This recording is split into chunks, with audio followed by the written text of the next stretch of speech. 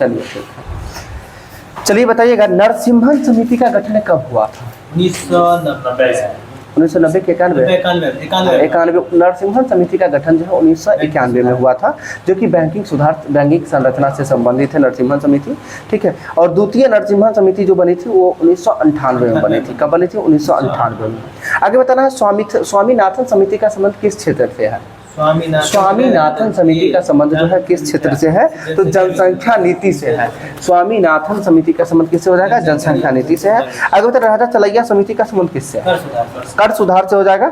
और आगे बताना है, मल्होत्रा समिति का संबंध किससे है? बीमा क्षेत्र में सुधार से। किसमें है? बीमा क्षेत्र में सुधार से है। और तेंदुलकर समिति का संबंध किससे है? तो किससे हो जाएगा? गरीबी रेखा का स्तर आकलन से। देखिए एक चीज है कि अभी एक जगह देखिए ना, एक क्वेश्चन का डिस्कशन में आप एक्सप्लेनेशन में जो है कितना क्वेश्चन दिया हुआ है, लोग इग्नोर करते हैं। आप सभी रियली हम बताते हैं, जो भी बीपीएससी के जो भी कैंडिडेट है जिनका एग्जाम होने वाला है 1 to 5 प्राइमरी स्कूल का, एक बार सेट प्रैक्टिस कुछ नहीं है, आप एक नजर सेट को देख लीजिएगा। सेट के बाद जो है एक्सप्लेनेशन जरूर देखिएगा, जो कि हम कल भी बताए थे आप सभी को कि बिहार प्रतियोगिता पब्लिकेशन का जो है किरण पब्लिकेशन के अंतर्गत आता है रफ्तार करके जो आता है प्रैक्टिस सेट जो है, जिसमें 5 ऑप्शन वाला है, उसको एक नजर जरूर देखिएगा। और खास करके हम कहेंगे उसके एक्सप्लेनेशन पे विशेष जोर दीजिएगा। और उसके एक्सप्लेनेशन का हमें अभी हम बताते हैं क्या जान है सो। चलिए इसके साथ साथ जो है तेंदुलकर समिति का संबंध किससे हो गया? गरीबी रेखा का स्तर आकलन से हो गया। आगे 1 रुपये के नोट पर जो है केंद्रीय वित्त सचिव का हस्ताक्षर होता है, यानी 1 रुपये के नोट पर किसका हस्ताक्षर? तो केंद्रीय वित्त सचिव का हस्ताक्षर होता है। और बाकी सभी नोट पे किसका होता है? आरबीआई के गवर्नर का होता है। और आरबीआई का स्थापना कब हुआ था ये बताना। 1 अप्रैल 1935 को हुआ था। और आरबीआई का स्थापना जो है किस एक्ट के तहत हुआ था? तो आरबीआई एक्ट 1934 के तहत हुआ था। कब हुआ था? आरबीआई एक्ट के तहत 1934 के तहत जो है 1935 में स्थापना हुआ जी। और किस जो है कमीशन के सिफारिश पर हुआ था? यंग हिल्टन कमेटी के सिफारिश पर जो है आरबीआई का स्थापना हुआ था। और ये साथ साथ ये भी बताना है कि आरबीआई का राष्ट्रीयकरण कब हुआ? 1949 में जो है आरबीआई का राष्ट्रीयकरण हुआ था। आगे की यदि हम बात करते हैं, भारतीय संविधान के भाग 8 में जो है क्या है? भाग 8 में हम भाग 8 में पूछ रहे हैं।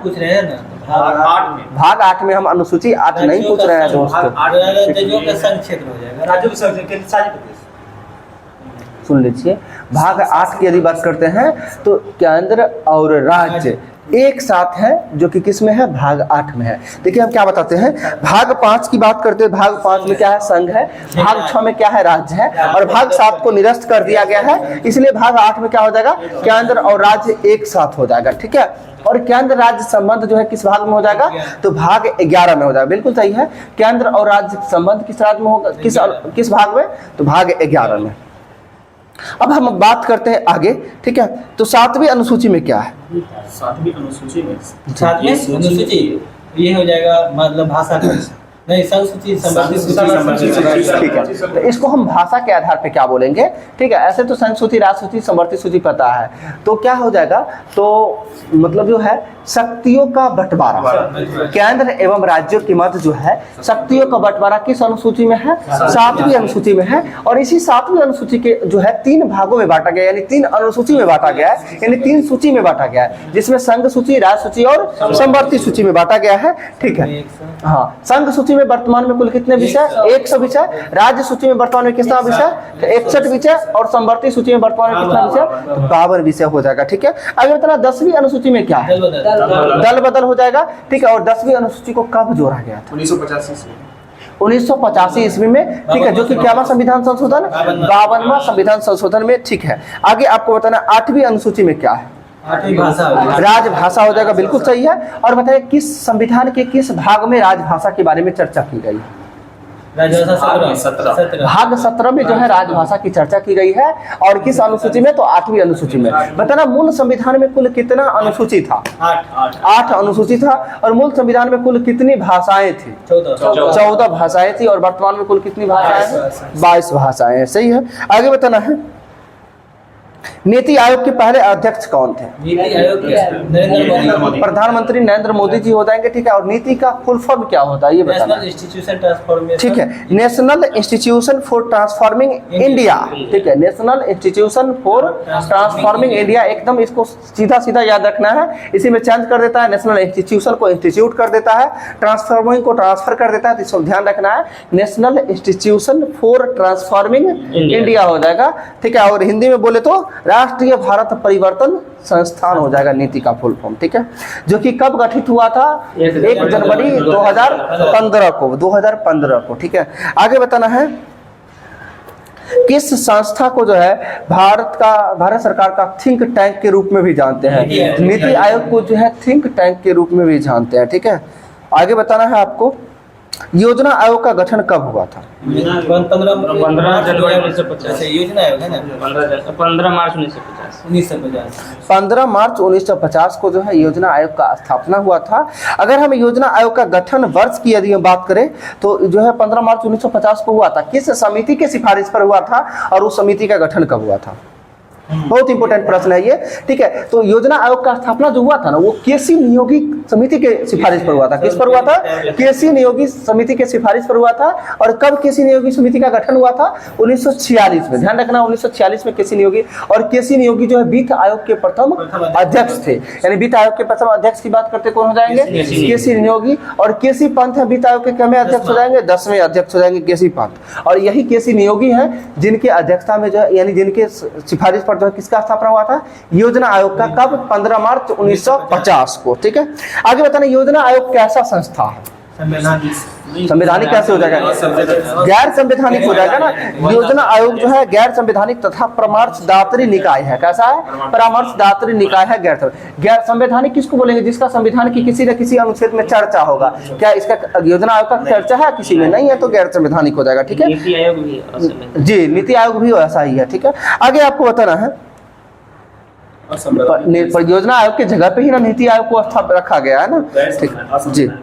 और गैर संवैधानिक बात, ठीक है, वो नहीं बोल सकता संविधान के उल्टा, जैसे कि आतंकवाद संगठन ये सब होता है। संविधान के उल्टा की बात करते हैं तो अ नहीं गैर दोनों अलग है। अ का मतलब होता है नहीं, ठीक है, नहीं होता है, ठीक है। और गैर मतलब भी होता है कि इसके अलावा होता है। गैर मतलब अलावा ही होता है, तो लगभग मीनिंग एक ही जाता है, ठीक है। लगभग मीनिंग एक ही जाता है, लेकिन एक जगह जहां अ लग जाता है जस्ट अपोजिट हो जाता है, तो हमें अपोजिट नहीं करना है। चलिए आगे की बात करते हैं। अनुच्छेद 72 में क्या है? वो माफ करने की अनुच्छेद 72 में क्या है? ठीक है, तो राष्ट्रपति की क्षमादान की शक्ति जो है अनुच्छेद 72 में है। और राष्ट्रपति कुल कितने प्रकार से क्षमा कर सकता है?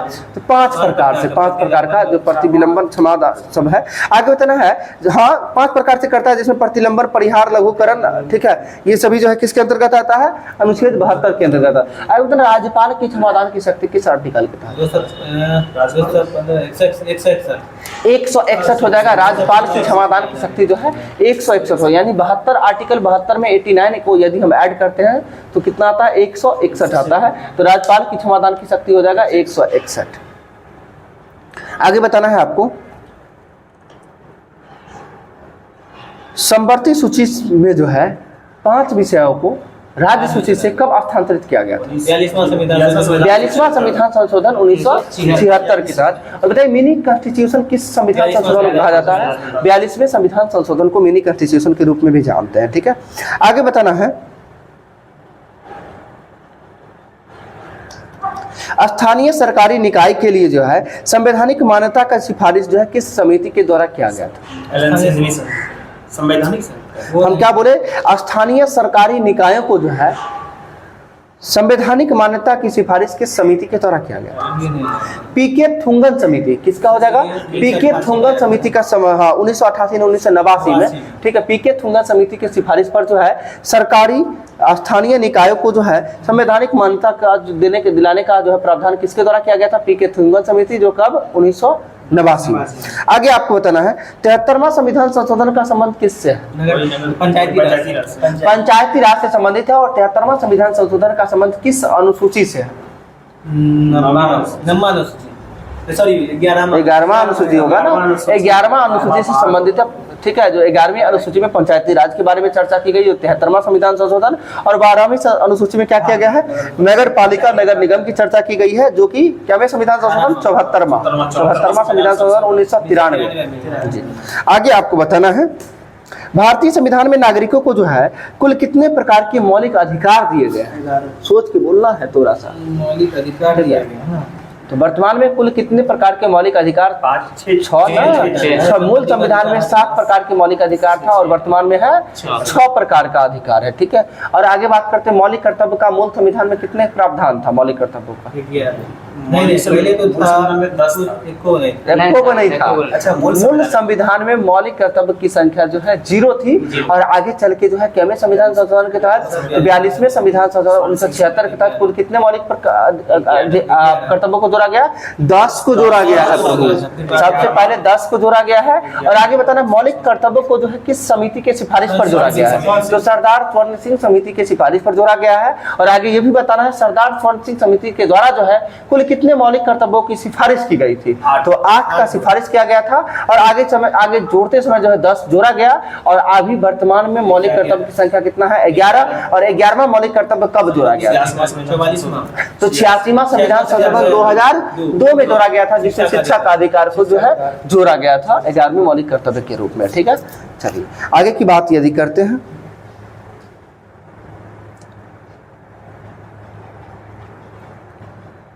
बताइएगा मोहिनीअट्टम किस राज्य का नृत्य? केरल का। ठीक है, बताइएगा डॉक्टर कनक रेहले का संबंध किस नृत्य से? हाँ, ये था मोहिनीअट्टम से ही था, और जिनका निधन जो है 22 फरवरी 2023 को ही हो गया है। ठीक है, 22 फरवरी यानी 2023 में इनका निधन हो गया है। बहुत इंपॉर्टेंट है, देखिए अभी तक कुल मिला के यही पूछा जा रहा था कि मोहिनीअट्टम नृत्य का संबंध किससे है, तो किस राज्य से है? केरल से है। मोहिनीअट्टम केरल से है, और इसके जो है प्रसिद्ध कलाकार में जैसे देता है डॉक्टर कनक रेहले का भी संबंध किस नृत्य से था? मोहिनीअट्टम से ही था। सही है, आगे आपको बताना है आपातकाल के दौरान जो है किस किस अनुच्छेद को छोड़कर जो है बाकी सभी मौलिक अधिकार जो है स्वतः निलंबित हो जाते हैं? तो आपातकाल के दौरान आर्टिकल 20 और 21 को छोड़कर जो है सभी मौलिक अधिकार जो है स्वतः निलंबित हो जाते हैं। ठीक है, चलिए आगे बताना है यामिनी कृष्ण मूर्ति का संबंध जो है किस नृत्य से है? तो यामिनी कृष्ण मूर्ति का संबंध जो है भरतनाट्यम से होता है। किससे हो जाएगा? भरतनाट्यम से हो जाएगा। आगे बताना वसीम जाफर का संबंध किस क्रिकेटर है? वसीम जाफर। सही है। राजा रवि वर्मा का संबंध किस क्षेत्र से है? चित्रकार से। राजा रवि वर्मा क्या हो जाएंगे? चित्रकार हो जाएंगे। आगे बताना राहुल गांधी का संबंध किससे था? राजनीतिज्ञ थे ये। सही है। आगे आपको बताना है राजा रवि वर्मा जो है इनका संबंध किस राज्य से था? केरल से था। बिल्कुल सही बोल रहे। राजा रवि वर्मा का संबंध किस राज्य से था? केरल, और केरल के त्रावणकोर से संबंधित थे ये, और वहाँ के महान चित्रकार थे ये। नेपाल की मुद्रा बताए क्या है? ठीक है, रुपया हो जाए, रुपया ही हो जाएगा। और आगे बताना टका किस देश का मुद्रा? बांग्लादेश का। और जो है भूटान की मुद्रा नगुल ट्रम ना हो जाएगा, नगुल ट्रम। भूटान का राजधानी भूटान का थिम्पू, मुद्रा नगुल ट्रम। आगे बताना डॉलर किसका? अमेरिका का मुद्रा क्या है? डॉलर ही हो जाएगा। सही है। आगे बताना है विश्व में जो है सबसे लोकप्रिय और अधिक प्रयोग में आने वाली मुद्रा कौन सी है? डॉलर ही हो जाएगा। विश्व में सबसे अधिक लोकप्रिय और जो है जो प्रयोग में अधिक प्रयोग में लाए जाने वाली मुद्रा डॉलर हो जाएगा। आगे बताना है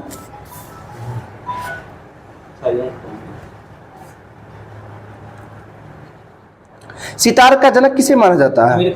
अमीर खुसरो को माना जाता है। सही है। आगे ये बताना आपको उस्ताद अलाउद्दीन खां का संबंध किस वाद्य यंत्र से है? नहीं, उस्ताद अलाउद्दीन खां का संबंध किस वाद्य यंत्र से है? सरोद से। ठीक है, सरोद से संबंधित है उस्ताद अलाउद्दीन खां। ठीक है। और आगे यदि हम बात करते पंडित रविशंकर का संबंध किससे है? सितार वादक से। सितार वादक, और सितार का जनक किसे माना जाता है? अमीर खुसरो को माना जाता है। सही है। आगे आपको बताना है आदित्य L1 ये किसका जो है? हाँ वही है, सूर्य के लिए जो है छोड़ा गया था, और यह जो है किसके द्वारा? तो इसरो के द्वारा। इसरो के द्वारा। सही है। आगे आपको बताना है पुनर्जागरण की शुरुआत जो है इटली के किस नगर में हुआ था? फ्लोरेंस नगर में हुआ था। फ्लोरेंस नगर में हुआ था, इटली। आगे बताना है फ्रांस का राष्ट्रीय दिवस जो है कब मनाया जाता है? 14 जुलाई। बिल्कुल सही है। फ्रांस का राष्ट्रीय दिवस जो है किस तिथि को मनाया जाता है? 14 जुलाई। और फ्रांसीसी क्रांति जो है किस तिथि को हुआ था? 14 जुलाई 1789। इसलिए जो है फ्रांस का राष्ट्रीय दिवस किस तिथि को? 14 जुलाई को मनाया जाता है। सही है। आगे आपको बताना है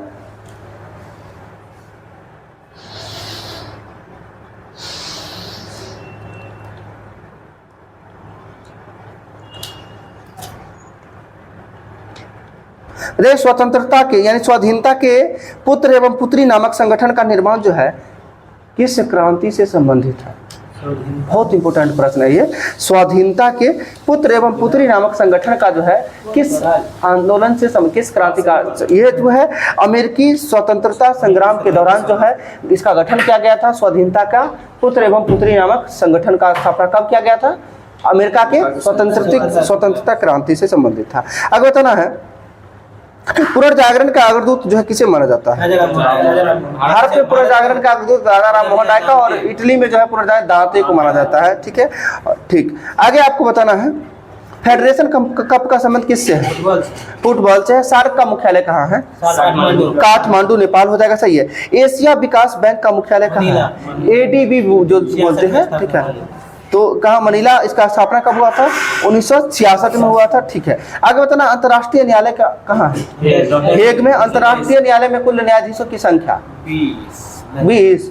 अंतर्राष्ट्रीय न्यायालयों में न्यायाधीशों की संख्या 15 और अंतर्राष्ट्रीय न्यायालय के न्यायाधीशों का कार्यकाल कितने वर्षों का होता है? 9 वर्षों का होता है। ठीक है, 9 वर्षों का होता है। अगले बताना WHO का मुख्यालय कहाँ है? जेनेवा हो जाएगा, सही है। और विश्व कृषि संगठन का मुख्यालय रोम ना, FAO। ठीक है, FAO का मुख्यालय कहाँ हो जाएगा?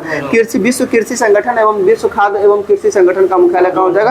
रोम हो जाएगा। आगे आपको बताना है अंतर्राष्ट्रीय पुनर्निर्माण एवं विकास बैंक का मुख्यालय कहाँ स्थित है? वाशिंगटन DC हो जाएगा, वाशिंगटन DC। बताना हमारे कान पर जो है ध्वनि का प्रवाह कितने सेकंड तक? 1/10 सेकंड तक रहता है, सही है। आगे आपको बताना है गुरुत्वाकर्षण का नियम किसके द्वारा दिया गया था? न्यूटन के द्वारा दिया गया था, सही है। आगे आपको बताना है